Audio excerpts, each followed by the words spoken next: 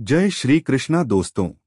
कौन है चित्रगुप्त जो कि रखते हैं आपके कर्मों का हिसाब किताब और उनका यमराज से क्या संबंध है। हम सबने कई पौराणिक कथाओं में चित्रगुप्त का जिक्र सुना है जो यमराज के साथ रहते हैं और आत्माओं के कर्मों का हिसाब किताब करते हैं। लेकिन बहुत कम लोग इस बारे में जानते हैं कि चित्रगुप्त असल में कौन हैं और उनको ये काम किसने दिया और वो यमराज के सहयोगी कैसे बने। तो चलिए जानते हैं इस वीडियो में। चित्रगुप्त का उल्लेख गरुड़ पुराण और कई अन्य पौराणिक कथाओं में मिलता है। चित्रगुप्त भगवान को न्याय का देवता माना जाता है क्योंकि वो सभी मनुष्यों के कर्मों का लेखा जोखा रखते हैं और मृत्यु के बाद आत्मा के साथ सही न्याय हो, उसके कर्मों के अनुसार ही उसकी आगे की यात्रा हो, वो इस बात का ख्याल रखते हैं।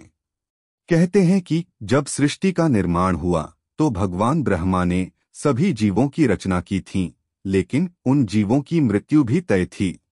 इसलिए जीवित रहते हुए जीवों के कर्मों का हिसाब किताब रखना भी जरूरी था ताकि उस आधार पर मृत्यु के बाद जीव की यात्रा या उसकी सजा तय की जा सके।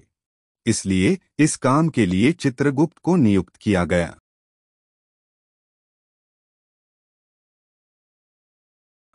पौराणिक मान्यताओं के अनुसार भगवान ब्रह्मा ने अपनी योग शक्ति से 12,000 वर्षों तक ध्यान किया था।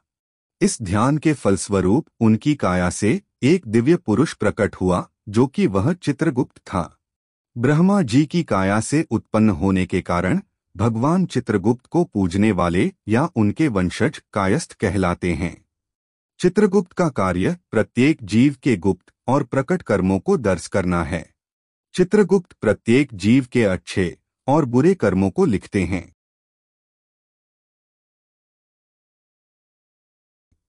मरने के बाद यमलोक में जब कोई जीव पहुंचता है तो चित्रगुप्त का लेखा जोखा यमराज को प्रस्तुत किया जाता है।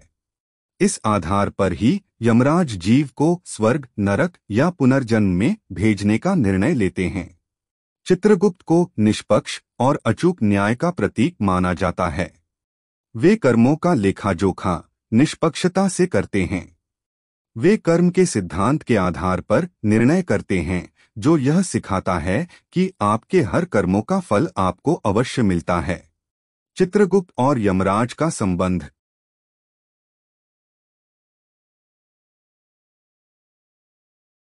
यमराज मृत्यु के देवता के साथ साथ दंड और न्याय के देवता भी हैं जो कर्मों के आधार अपना निर्णय सुनाते हैं। चित्रगुप्त इस कार्य में एक मुनीम या कहें वकील की भूमिका निभाते हैं। मृत्यु के देवता यमराज को ब्रह्मा ने यह दायित्व सौंपा था कि वे जीवों की मृत्यु के बाद उनके कर्मों के अनुसार न्याय करें। लेकिन यह कार्य अकेले यमराज के लिए कठिन था क्योंकि सृष्टि में अनगिनत जीवों के कर्मों का लेखा जोखा रखना बहुत मुश्किल कार्य था। इसलिए ब्रह्मा ने चित्रगुप्त को यह जिम्मेदारी सौंपी थी कि वे प्रत्येक प्राणी के जन्म से मृत्यु तक किए गए कर्मों का लेखा जोखा रखें और यमराज को न्याय करने में सहयोग करें। यमराज और चित्रगुप्त का काम एक दूसरे के बिना अधूरा है।